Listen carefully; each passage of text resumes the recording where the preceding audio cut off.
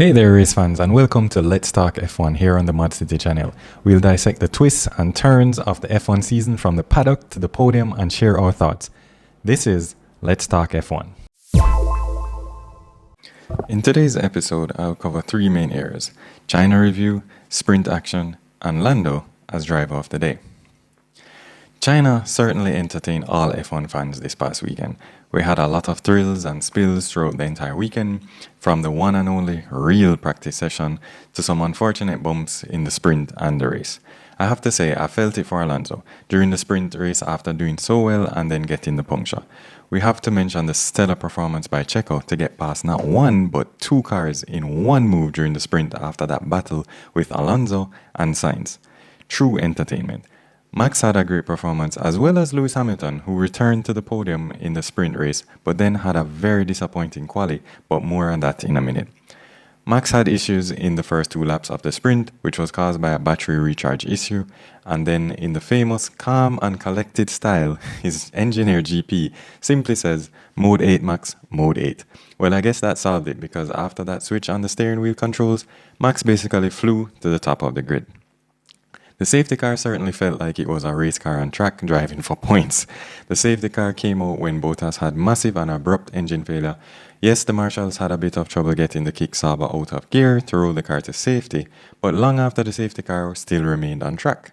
Even Max and Leclerc asked their engineers over the radio what was happening. Not sure why we the viewers can't be kept abreast of what is happening with the safety car and the reasons for delays. The track was clear, no debris that drivers saw as any real threat, but I guess race control had their own reasons, or were they being overcautious? Your thoughts? We also saw the safety car return when Yuki, unfortunately, was hit by the Haas of Kevin Magnussen, which I think was unwarranted, and Kevin was a bit too aggressive. That resulted in a puncture and a retirement for Yuki. The 2024 Chinese sprint race was a dramatic affair that offered some interesting insights into the season so far. As we mentioned before, Verstappen's dominance. Max claimed a convincing victory, starting from fourth and overtaking rivals with ease once the issues were sorted out on the car that we mentioned before. This highlighted the continued strength of Red Bull and Verstappen's championship potential, still securing his number one spot on the driver table. Norris had a missed opportunity. Lando Norris secured pole position with an impressive sprint quali, but had a poor start in the sprint race, dropping positions and dashing McLaren's hopes for a strong showing. There was an unexpected turnaround for Mercedes, as Lewis Hamilton initially took the lead but ultimately finished second in the sprint. The race showcased a potential comeback for the team, even if they couldn't match Verstappen's pace on the track. I don't know who can match Max's pace right now. There were some strategic tweaks. The new format with qualifying on Saturday and Parc Fermé rules relaxed after the sprint offered teams a chance to adjust their setups. This could play a role in future races. Do you agree with this new setup or style with sprint race weekends? Let us know in the comments below. I find that it can go both ways, as we saw with Lewis in the race versus the sprint. Overall, the Chinese sprint race was an exciting event that displayed Verstappen's dominance again and hinted at potential rivalries for the rest of the season. The strategic element with Parc Fermé added another layer of intrigue and showed where teams could make the best of it and how it could go wrong for other teams. I haven't really been a fan of sprint races, and I don't think many of the drivers are either. For starters, there's literally one practice session, and that's asking the drivers and the teams a lot to get their cars dialed in to the specific track. Also, the drivers are forced to run quote-unquote practice and data gathering during qualies for the sprint race.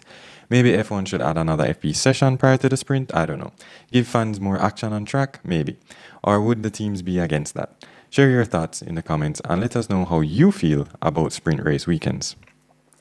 Before we jump into driver of the day, we saw a strong performance from that of the Mercedes of Lewis Hamilton, showing significant pace improvements during the sprint.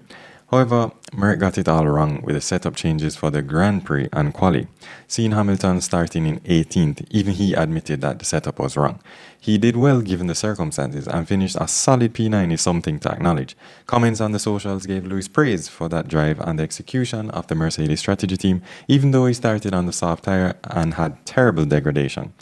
Switching now to Lando Norris, who finished an impressive P2 and managed to hold Sergio Perez at bay.